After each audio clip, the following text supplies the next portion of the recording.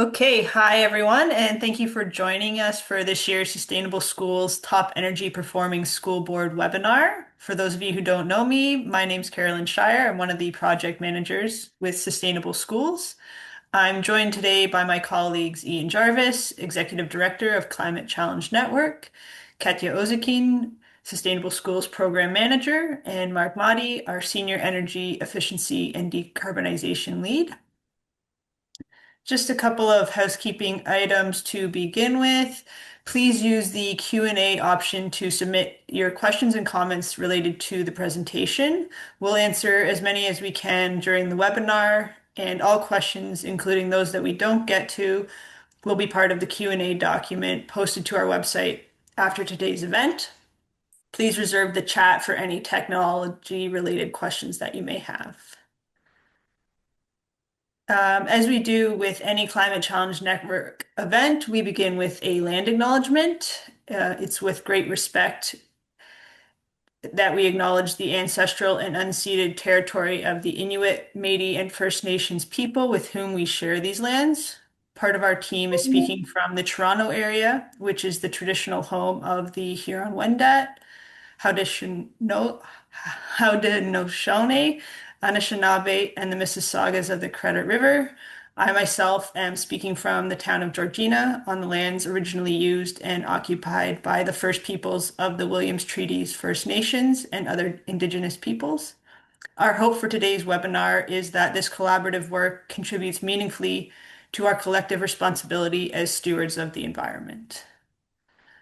I'd like to take a moment now to thank our program sponsors, Enbridge and Train, as well as today's webinar sponsor, Armstrong Fluid Technology. Your support is invaluable to us, and we're very grateful for your ongoing commitment to helping reduce energy consumption in schools and other facilities. For those of you who may be joining us for the first time, Sustainable Schools is a program under Climate Challenge Network, which is a nonprofit organization. We use energy data to set targets for individual schools and help boards determine the potential savings across their portfolios. While today's report examines publicly available data from Ontario's school boards, we also hope to expand the reporting to jurisdictions across North America.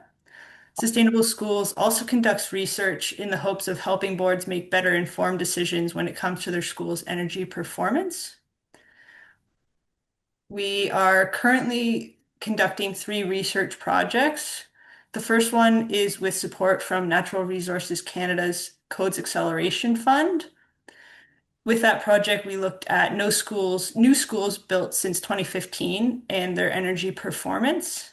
The project included a thorough investigation into what separates the top performing schools from the underperforming ones.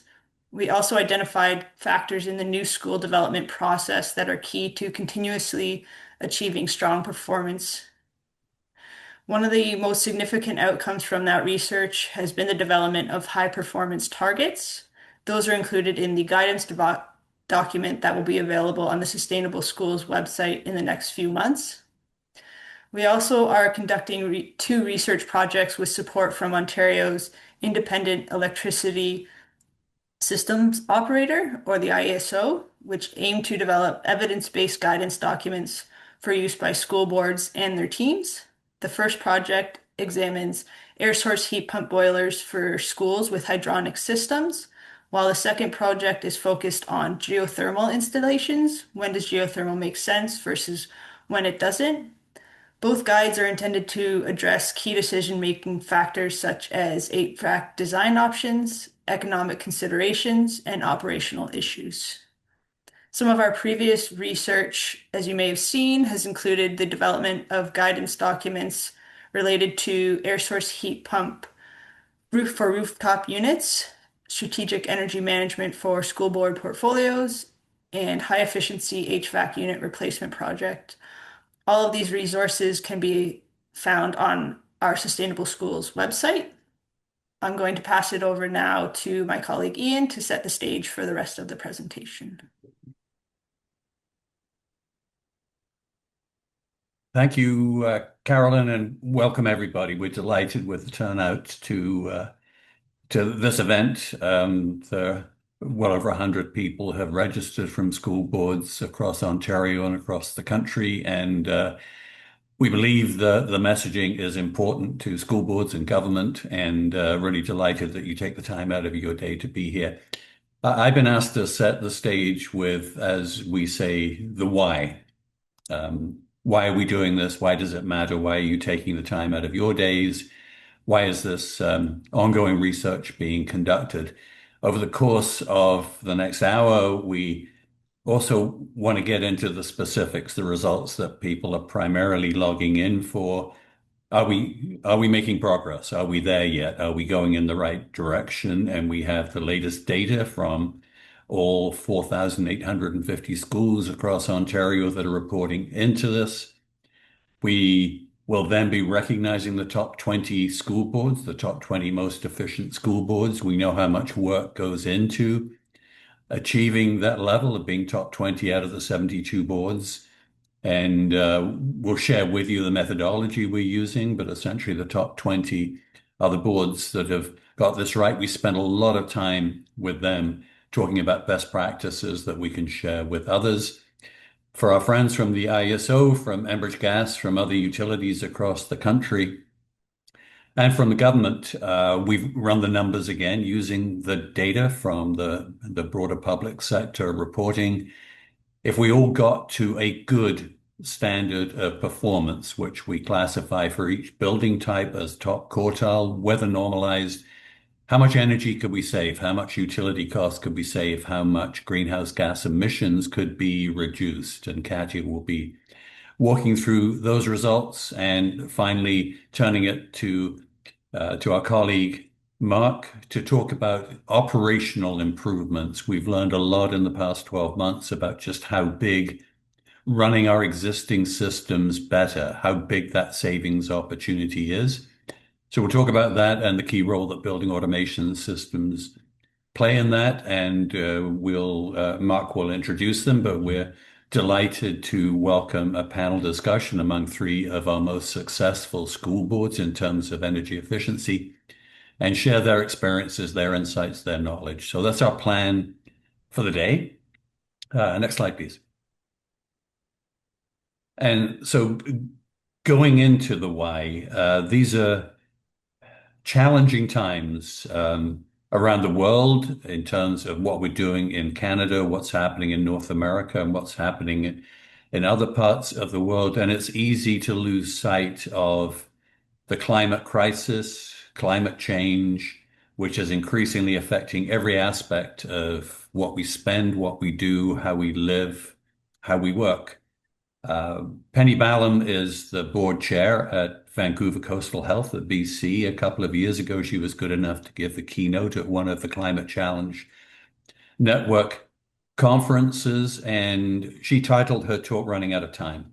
And I think, again, it's very easy to lose track of, of how important and how pervasive the effects of climate change are. Penny is now board chair at Vancouver Coastal Health. She was formerly the Deputy Minister of Health. You will have heard her name during the pandemic, as she was responsible in BC for rolling out the vaccine program. She's the former city manager of Vancouver. Penny is not given to hyperbole. She's a mature, sensible woman who referred in that presentation to her first real understanding of climate anxiety when she watched her hometown of Kamloops burning. These things are dramatic. Again, we can't lose sight of this. Running out of time. Next slide, please. We begin most of our Climate Challenge Network webinars and workshops these days with these three keywords. What we're talking about with the climate is urgent. It's an opportunity for leadership, and it's a responsibility to take action. We refer to it, as many do, as the defining issue of our times. We know that pandemics and wars happen, they're horrific, but mercifully in time they come to an end. Climate change will not come to an end. It's only a question of how bad it will be. And we're very conscious of the particular impact it has on the education sector and particularly children's health, both physical and mental health. The source of anxiety is layered onto everything else that's not going well in the world these days. It's particularly affecting young people and therefore finding its way in particular in the priorities of school boards. We have to acknowledge we'll see the results for schools for 2023-24 today, but despite progress we're making somewhere, we're going in the wrong direction. We're not making the headway we need to. We're not going to likely meet our 2030 targets, which means we won't make 2040, or we won't make 2050. And scientists have told us how bad that will become, and we would be wise to believe them. And the reality that governments can't fix this. It's down to each and every individual, every government, every school board to play a role in closing this gap. Next slide, please. And we're very conscious that we're talking to school boards that have a lot on their plates already. You're managing large portfolios of buildings across large geographic areas with limited resources and with increasingly challenged levels of funding. But we're sharing this again with all the audiences that I speak to on a regular basis. The future is problematic and highly uncertain. The energy transition is underway. We're looking at still more efficient boiler plants running schools, but we're moving into a period of decarbonization.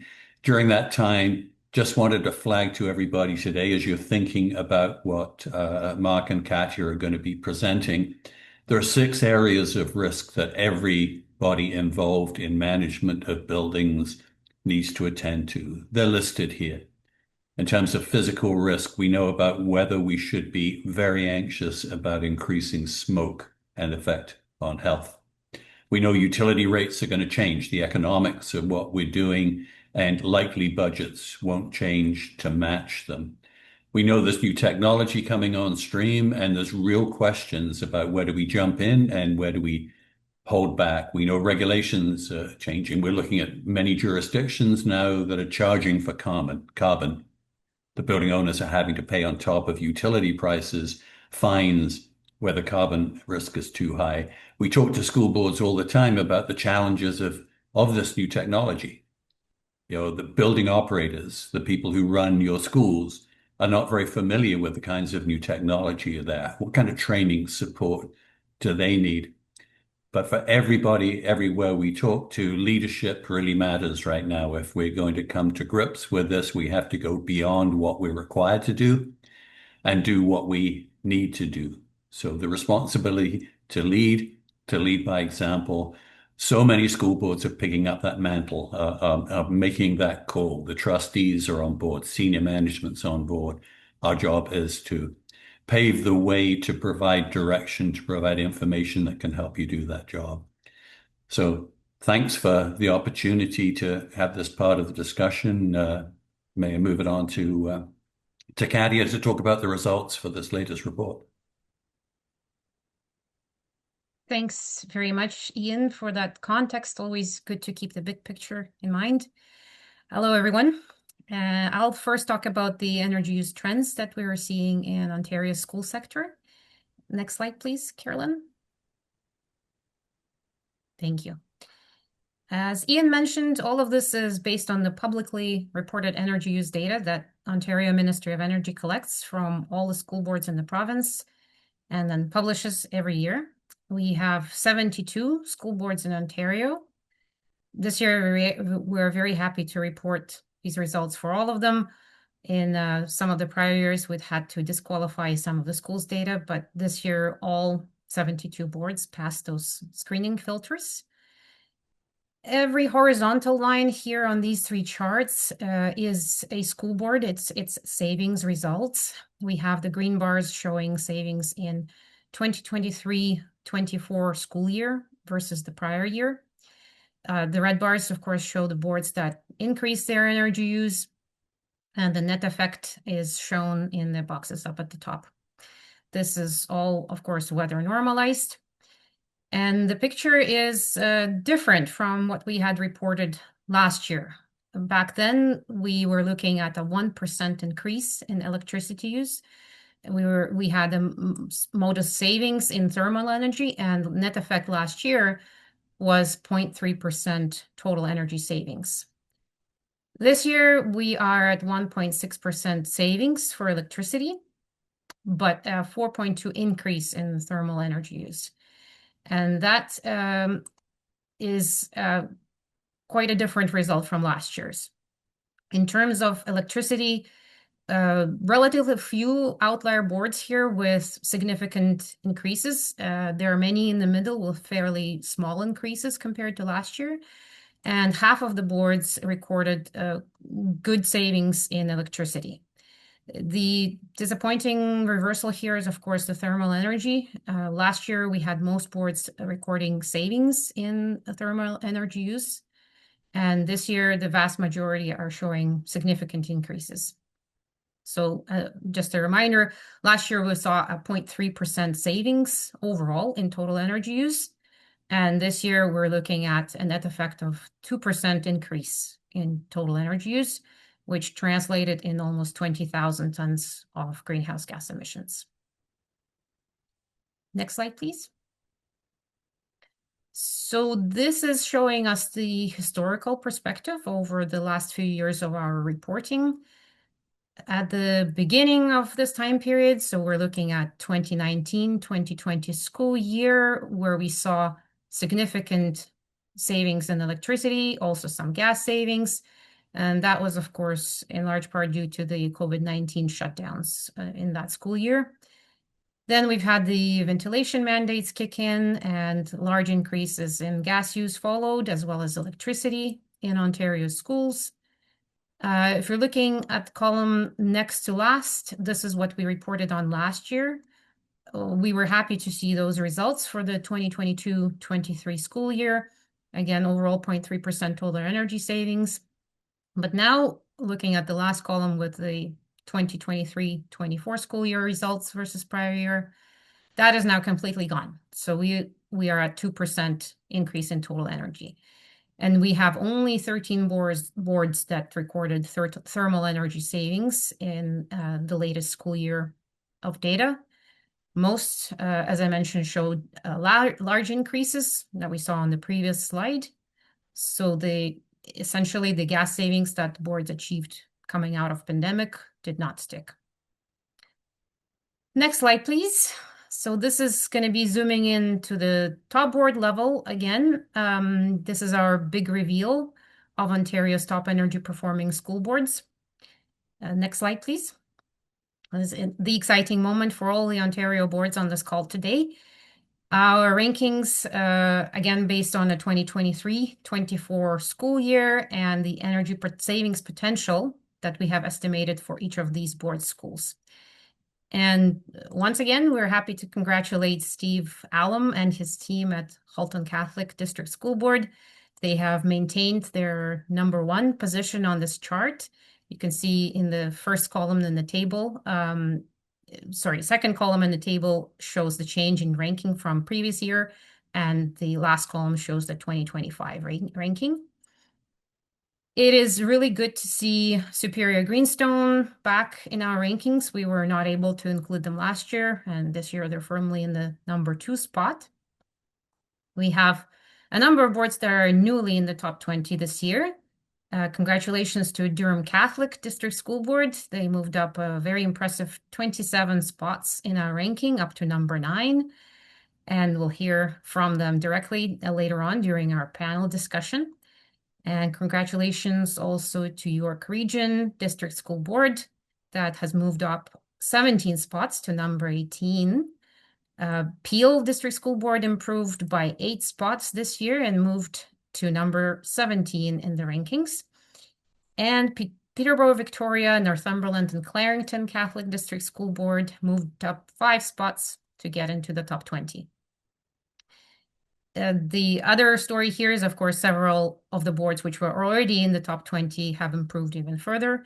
And I'll name York Catholic, which is now at #10. Ottawa Carleton is at #5. Simcoe County at number 7. Kawartha Pine Range, number 13. Ottawa Catholic is in the spot number 5. And Conseil du Grand Nord has moved up 1 spot to number 3 in this chart. So these are our top 20 energy performing school boards in Ontario. And we're very thankful to them for their efforts and persistence in their energy savings approaches. And these are the boards, of course, that we learn from, and we'll hear from some of them during our panel discussion today. Next slide, please. So just to remind everyone of how we do this analysis, this is the methodology that Climate Challenge Network organization uses for all the building types in all of our sector-based programs, and particularly for schools in this case. We have the document describing the details of our methodology up on our Sustainable Schools website for anyone to look at. Essentially, what we do is we take every school building from the Ontario Ministry of Energy data set. We look at their actual energy use for electricity and thermal, and we compare that to the good standard of top quartile energy use. And we consider that to be a level which is achievable by running the existing facilities as efficiently as possible. To these top quartile levered targets, we make adjustments for factors such as portable classrooms.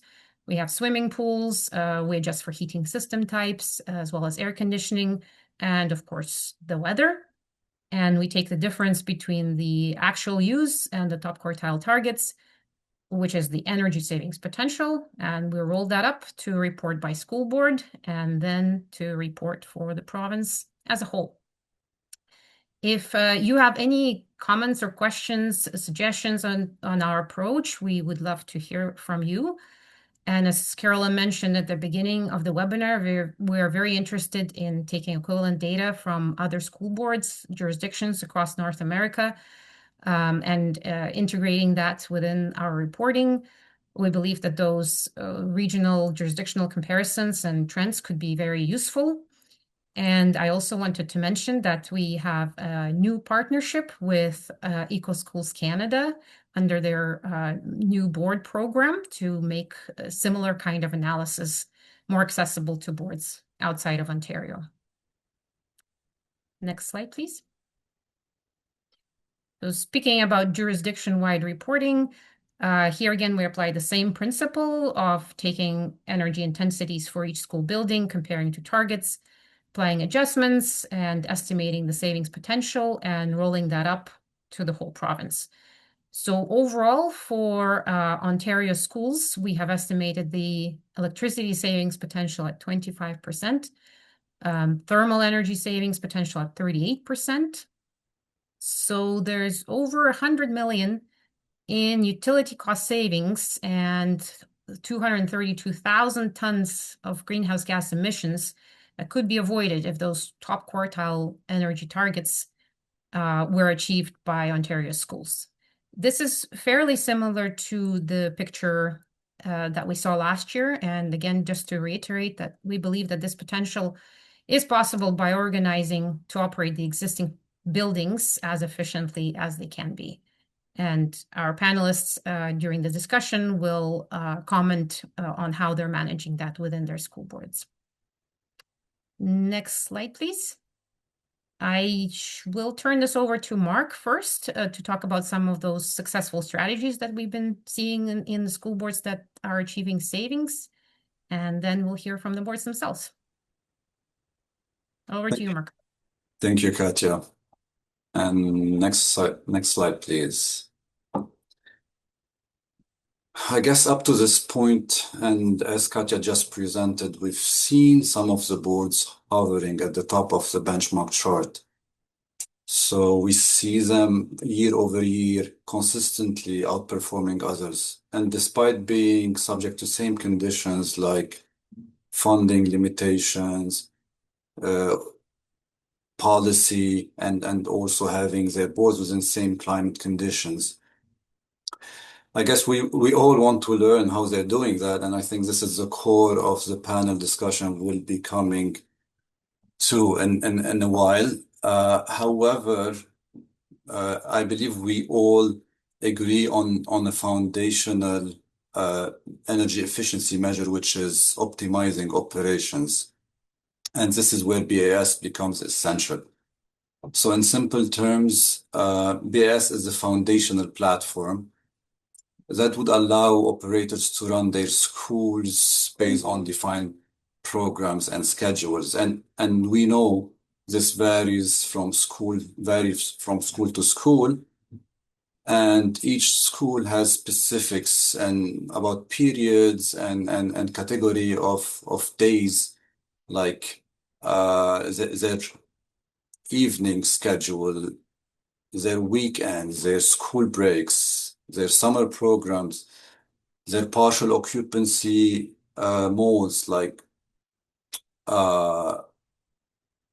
again, this is permitting, like periods between 5 and 11 p.m., morning warm-up cycles. Each of these schools will have different types of schedule and different operating hours. So, and operators would want to operate their systems only when and where is needed. And this is key in order to allow optimizing energy use and reducing waste, so that the systems would run longer, wouldn't run longer and harder unless needed. So secondly, BAS provides the backbone for having consistent schedules, set points, reset schedules for boilers and air systems, sequence of operations, especially when they have hundreds of schools. So without the visibility, performance will certainly drift, because we know that eventually overrides will accumulate and schedule will creep. And service calls also might impact sequences of operation. So we notice that top boards typically implement changes, but keep them in place year after year. This is through BAS. Also, BAS provides a global overview of school boards. So it allows to look at different schools within their portfolio and rank them, prioritize them based on things like which schools have highest runtime, which are having highest overrides, which one are drifting from their intended use. For example, schools that are operating in the middle of the night. So this proves to be really helpful, especially for school boards, because they typically have limited resources. And finally, BAS is a hub of data and trends when data is being archived, so that energy team and operators would look at trends and try to spot anomalies, address these anomalies, and then verify through trending again that whatever measures they've taken, they have been successful. Next one, please. And we try to summarize top operational measures typically adopted by top performing boards. So, and we cannot stress more on scheduling. This is the low-hanging fruit. This is what we're seeing really not being optimized across the board. So, and remember, these are all low to no cost measures, so they shouldn't really be capital intensive, so mainly operational. So ensuring that, as we said, equipment runs only when intended and based on the energy level intended too. So during, for example, permitting hours, we don't want to run all the systems of the school. We don't want to have outdoor air being provided at 100% for circulation areas being served by a larger air handling system. So we want to ensure all of this is optimized. Introduction of partial occupancy mode. We've been seeing this taking shape for most of the school boards. Some of them already have it. And this is really key, because there are lots of periods during school operations where we have only partial occupancy, like caretaking periods. And community use. So we don't want to run all of the school systems, and we want further to optimize outdoor air. And we know in our cold climate intensive weather, outdoor air energy use is substantial part of the total energy use. So limiting and modulating outdoor air during this partial occupancy mode is key. Of course, recommissioning BAS is also very important, so we cannot rely that everything that's set first time will remain. We know that, as we discussed, there are overrides that takes place, changes, upgrades based on schedules, and we have always to tune and recommission BAS according to the updated schedules. Of course, temperature setbacks, whether for the boiler and out and supply air, like static pressure reset whenever you have VAV systems, boiler temperature resets for different types of days, regular school days, and weekends, so that we ensure the energy level of this system is as low as possible, minimizing losses. Simultaneous heating and cooling, we see this typically at the shoulder season, where the interlock is not provided between economizer cycles and the heating system, so allowing these two to fight each other. Occupancy-based control, we're seeing this more and more being implemented for single zones like gyms, having occupancy sensors really controlling when systems run, and even some of the boards are implementing this on the classroom basis. And last but not least, this is one of the most important things we believe is the BAS centralized scheduling. So if we want performance to sustain, we need to have accountability. We need to have complete picture. We need to minimize overrides from individual parties, so that control remains under centralized group of people. Mark, can I throw in a question in just for Yes, sure. consideration through Q&A? So for air handling units, the question is, what would be the ideal turning off time, provided only janitors are present in the building?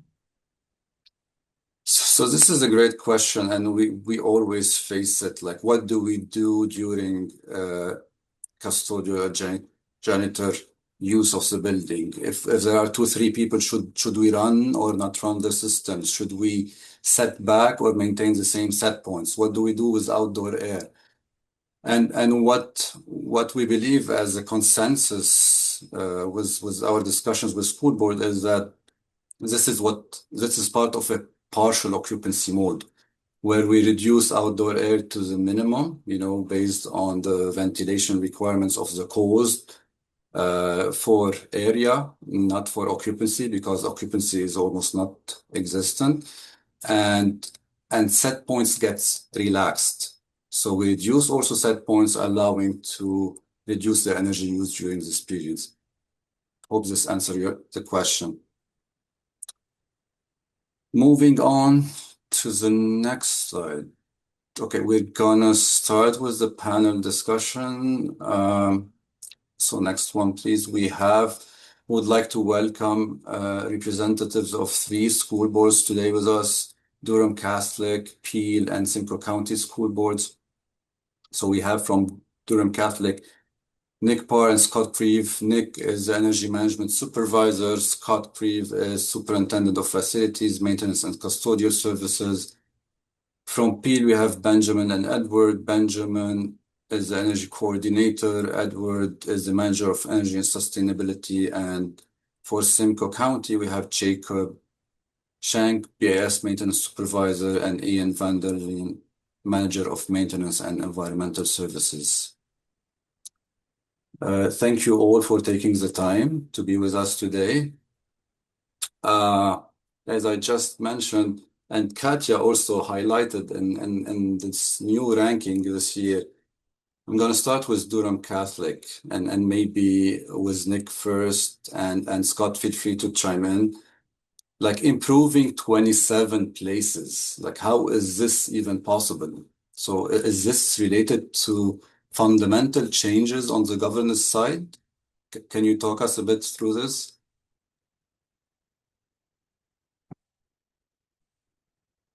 Yeah, Nick? hi Mark. Yeah. Happy to talk through that. I think one of the main things that we implemented before I get to the governance side is the partial occupancy hours. We're running pretty much all our buildings with partial occupancy in the evening. That was something that was actually relatively easy to implement because most of it was just programming changes. So if you have the people in-house that can make the programming changes, you could do it at a very low cost. And I would say as far as governance goes and making sure that, when we flag high energy use schools, I think that creating an energy management position in general really helped us. And it doesn't even necessarily need to be full time. Like, for instance, our school board, compared to some school boards, we're a relatively small school board. We have about 45 schools. So some of us wear multiple hats. For example, myself, I work with energy management, building automation systems, but half my time I'm also working on capital renewal projects. But I make it a priority, obviously, that when we see a spike in energy use, that we follow through on that and make sure that we find out where that spike came from and we correct whatever issue was causing it. And just to add to that, I think that it's very important too to give your energy management staff the proper resources. So for our school board, we have basically in facilities, there's two departments. There's capital and energy, and then there's maintenance and operations. All of our maintenance staff are in obviously the maintenance and operations department, and then myself and Prasad were in capital and energy. But what we did, we had to get a little bit creative, but we only have one control tech for 45 buildings. So as you can imagine, he gets busy. But whenever we flag anything that's related to high energy use, what's nice is that that control tech reports to me. So I'm able then to assign work orders to him and make them a priority. So he's not just, repairing items that have failed or whatever. Or let's say if for whatever reason an outside air damper is stuck open or a heating valve's passing, where that might not be a high priority for maintenance, it's a high priority for us, and we're able to assign them that work order and get the issue corrected in a short amount of time. That's awesome. Thank you, Nick. Question for Peel now. Maybe we start with Edward and Benjamin, feel free to add to that. So also your results are also remarkable, like 8 places up, making your way to the top 20. So what changed in your operation practices and how much of this improvement is related to the board-wide changes? Thank you for the opportunity, and we are here to learning from other boards, and for sure we still have some room for further improvement. But I'm very glad we make good progress, jumping 8 spots back to one of the top 20 school boards. I would like to share some thoughts, starting maybe from the leadership. So energy management at Peel goes beyond just energy team. It starts with board leadership and senior management. As a part of the bigger picture for the board, energy management is guided by environmental policy and also with a board multi-year strategic plan. At the same time, the entire board is developing a comprehensive climate change action plan.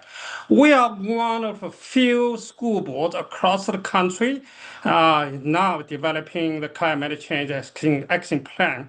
So energy management is an important portion or a module, a pillar for that effort. So you can imagine with all these kind of big initiative, and we have a strong alignment with the direction the board is heading. We also got a tremendous supporting from the board senior management. On the implementation level, just like other boards, we have 5 years energy plan. We set up actually quite an aggressive target. In 5 years, we try to save 12.5%.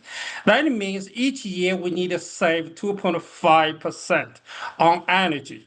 Senior management really love the number, reminding me constantly. But at the same time, I'm going back to ask support, resources, additional staff, and fundings. And I'm quite lucky, and even our board is under supervision, and everybody feels financial pressure.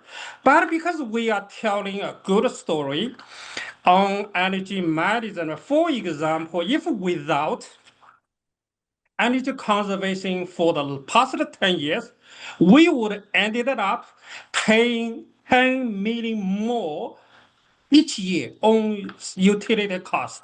We're at $30 million. We could ended up paying $40 million. So everybody understand the financial concrete, the number. So we got a tremendous support. And so we put together some strong business case. And we are fortunate got approved moving along quite a bit interesting projects. One of them I just want to mention here is a real-time monitoring system. It's a major upgrading from our existing Karma system with the potential adding some smart control in the future, including some AI features. It's a foundation, it's infrastructure piece of effort for the years to come. And I'm going to stop here. Thank you. Benjamin, do you have something to add? Okay. I think that was great, Edward. Lots of insights. Benjamin, anything to add or? No, that's fine. Edward answered that perfectly.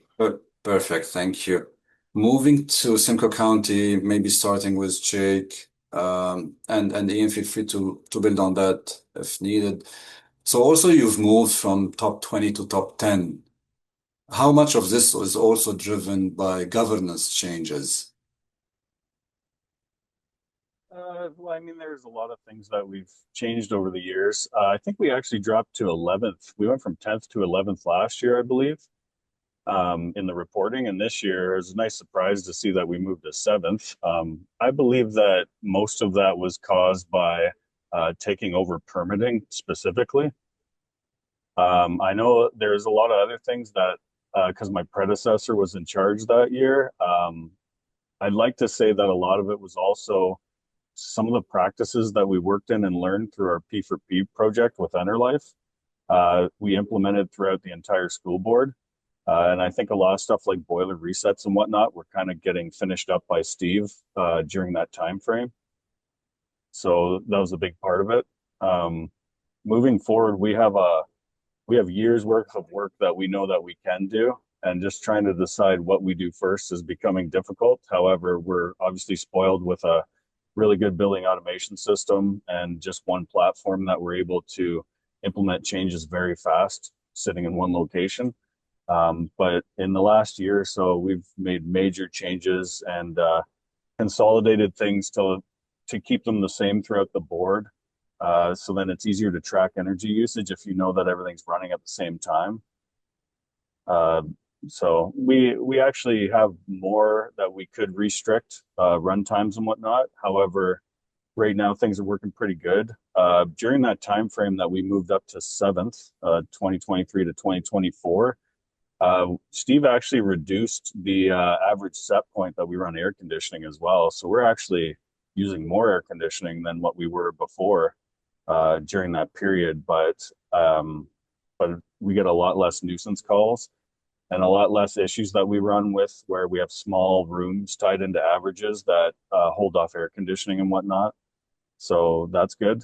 But anyways. That's great, Jake. Thank you. So I'm going to go back to Scott and Nick. So we know that many boards achieve savings, but not all of them succeed to maintain and capitalize on them. And we've been seeing this for your board. Can you tell us more about the strategic energy management practices that you're incorporating into your like daily operations that are helping you in this journey, towards the top? Maybe I can start, and then Nick, I'll go into some of the other details. But I think from our perspective, we're using as much of the data that we have available to us. Unlike Edward and Peel with the real-time monitoring, we have limited amount of real-time monitoring. So we're using our like the UCD, we're leveraging any dashboards through our electricity providers, through our billings. When we're doing programming with or incentive programming with Enbridge or an Enerlife, that type of thing. We have work order feedback and BAS alerts, and our maintenance staff and custodial staff are engaged through training to try and make sure that they're aware of what's happening. So we have all these feedback loops, and then we have Nick and Prasath and our controls tech being that corner, so that focus point of implementing changes that can help kind of dig deeper on sites where we might have issues with energy. We've seen an increase or a spike, so we can then target those areas. And that's where the controls, one of the other items is actually working with our, having good relationships with we have 2 BAS systems. So having good working relationship with those contractors and service providers helps us make sure our software is updated, and that they're implementing if we're putting in new or upgraded systems, they're able to actually do exactly what we want from the get-go, and we're not having to tweak it after. And then the strategies that Nick talked about and probably can expand upon further that he's putting in terms of scheduling. So pass it over to Nick. Great. Thank you, Scott. Yeah, and just to actually add to what Scott was saying with the building automation systems, I think for us a big thing is coming up with a standard. Like same as the other school board, we worked with Enerlife through the P4P program, and it helped us develop a nice little standard. And if you could develop a standard that's repeatable, obviously every building's different, but if you could apply that through multiple buildings, then it becomes relatively easy. And it helps that, we do only have 2 systems. So oftentimes, some of the energy sequences that we're doing, it's literally a copy and paste from one school to the other, and then you're just tuning it to specific equipment.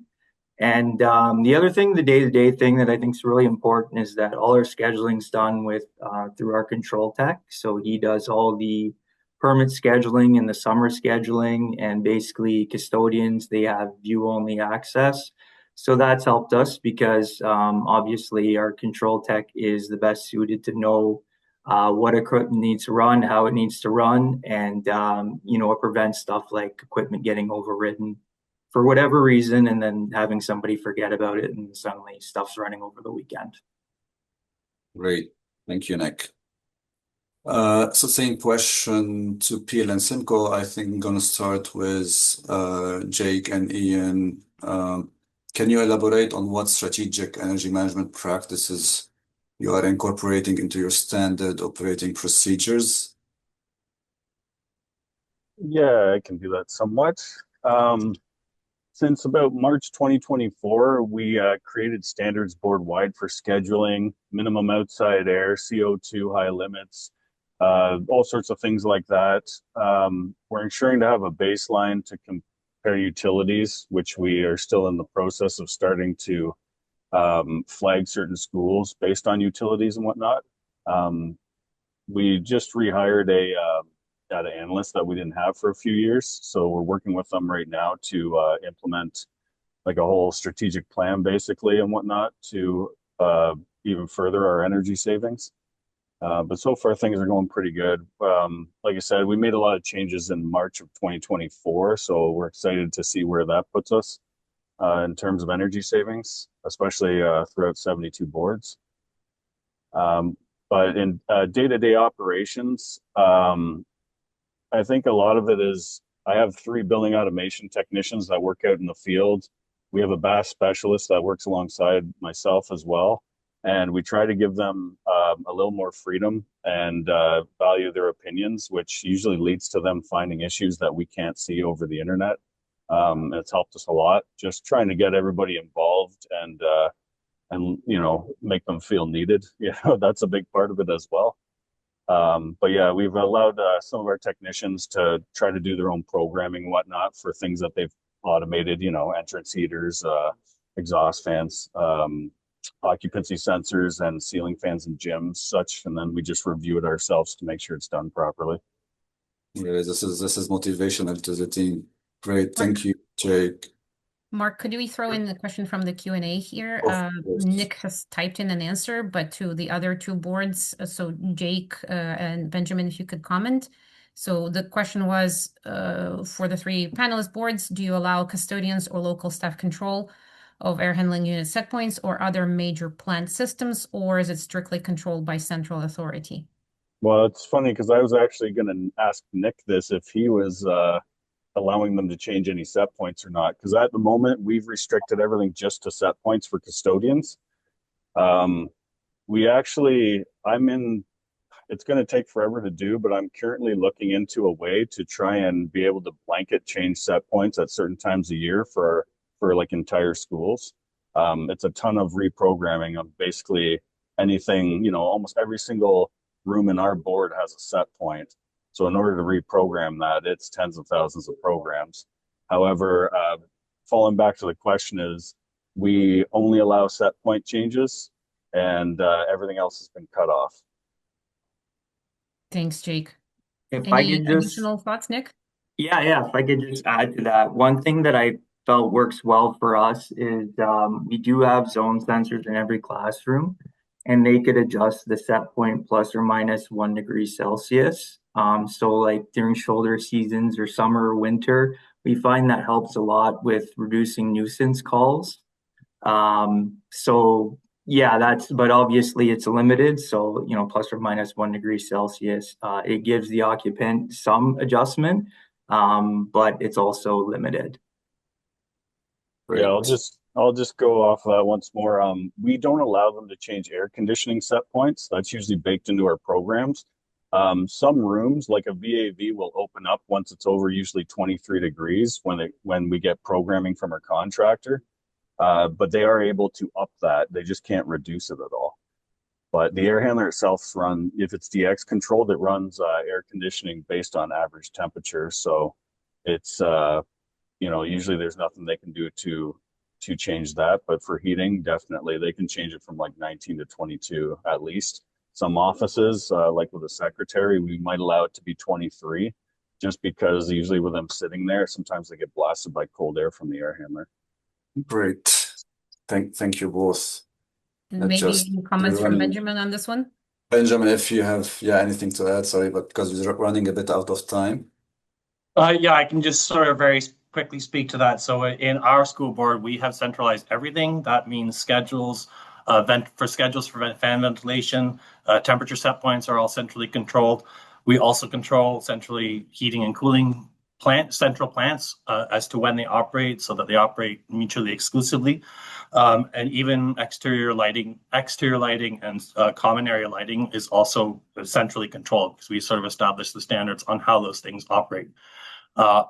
So a school board asked a question earlier about when they allow fans to run and don't run. Our school board, our standard is fans start 2 hours before the morning bell and they turn off 1 hour after the afternoon bell. That's standard across all of our schools. Nobody can change that. Everybody gets the same level of service. I can just quickly add one more comment to add an additional element to this. It's not enough just to set a standard and say, that's it, our standard is done. You have to constantly communicate that, reinforce it, and be willing to say no when somebody asks for an exception. Because at our school, we often hear, oh, it's so hot in our school, can't you just lower the set point 2 degrees? Our answer is no. Our standard is our standard. You have to hold and maintain that standard if you want it to keep maintaining year after year after year. You can't release your standards. You can't make exceptions. If you are making exceptions, you have to have clear standards for that. Our school board has about 3 exceptions that we allow. a set point to be changed. Otherwise, the set point is the set point, and nobody can change it. No compromises. Thank you, Benjamin. Also, I have a question probably to you more than Edward, so related to what we asked the previous boards. So can you elaborate a little bit on how BAS optimization, scheduling, and performance verification is being embedded in your day-to-day operations? Benjamin. Yeah. So as I said, we don't allow custodians to make any changes, and as far as understanding when to make change, when somebody needs to act, by communicating the standard, we've given our maintenance team, our schools, our principals, our teachers, everybody knows when's it too hot, when is it too cold, when should the fan be on, when should the fan be off. Everybody knows that, and there's a clear process for the schools, staff, custodians, even our maintenance technicians here in the building where I am. They have exactly the same process for them to request HVAC systems to run when they need them to run. So we don't give a different operating standard to our maintenance team or our facilities team or our teachers or our principals. Everybody gets the same standard across the entire board, and that way, like I said, we're not treating anybody special. Even at our board office, we maintain the same temperature set points that we maintain in our schools, because we wouldn't ask our schools to do something differently than we would put in our board office. Great. Thank you so much. Back to you, Scott and Nick, in 30 seconds, because we're running out of time. And I want to get this question also to the other boards. So we've published a couple of years back the Strategic Energy Management Guide, and still available under our website. It clearly highlights that organizational alignment is being key and main driver for sustained success. Can you tell us what organizational changes help you sustain results over time, Scott or Nick? Yeah, I could probably comment on that. I think from our perspective, that's why I think you've seen the improvement in our board is prior to Nick and Prasath, our two staff that are really focused on energy. There wasn't generally that focus. It was limited to one or two people that had input on it, but there wasn't that really guided focus. So in my role and through the support of the senior team, we were able to hire strategically with people that had an energy background, but were able to fill a role. And Nick had mentioned earlier, a smaller board. Often people wear several hats, so having somebody with an energy focus, but being able to do other parts of the role within our facilities team was a real, I guess it was a real impetus for the change that we're seeing in terms of our board in the last few years. So, great. Jake, from your end, what organizational changes are helping you sustain results over time? 30 seconds. Yeah, the biggest thing for us is we know that we have issues with our programming, and we're making changes. So for instance, like in the past, we were giving a lot of extra fresh air to make up for bad free cooling programs. And I don't know about the other school boards, but I find that 4 months of the year, we almost don't need heat. We just need free cooling. And so what we were doing is dialing back stuff like giving them too much fresh air, like way more than any guideline shows. But then when they need the free cooling or they need to get rid of CO2, it aggressively does that. But hiring a data analyst was huge for us. We honestly haven't even touched basis on basically energy intensity or anything like that. Myself and our BAS specialist, we're just technicians that moved up into management roles. We know what the issues are out there. It's just, everything is 800 programs to fix. So it's part of our problem. But in terms of organizational, we're just documenting everything we possibly can at the moment. So at least we know when we get a chance that we can go back and fix it. Great. Thank you, Jake. Edward, can you do this in 30 seconds? Organizational changes helping you to sustain results over time?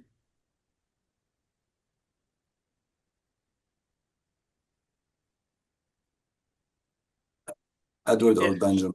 Sorry, not much to add because of the I guess I can add is the most important to establish a long-term mechanism, continue and with not only just the from policy or practice, also the team building and building a team can continue and implementing the good practice on energy management is a part of my goal nowadays. And yeah, continually. Okay, that's it for me. Thank you.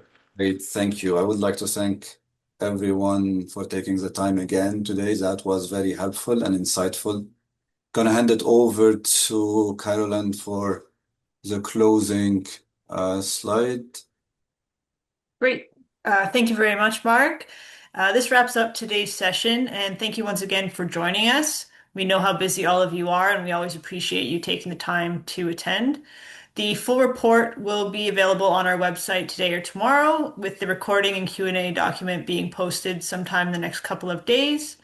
For any Ontario boards that wish to receive the more detailed board-specific results, please reach out to Katya or myself at the email addresses on the screen now. And again, we encourage boards from other jurisdictions to connect with us, share your data, and gain better understanding of your portfolio's energy performance. Wishing you all a wonderful, great day. Thank you.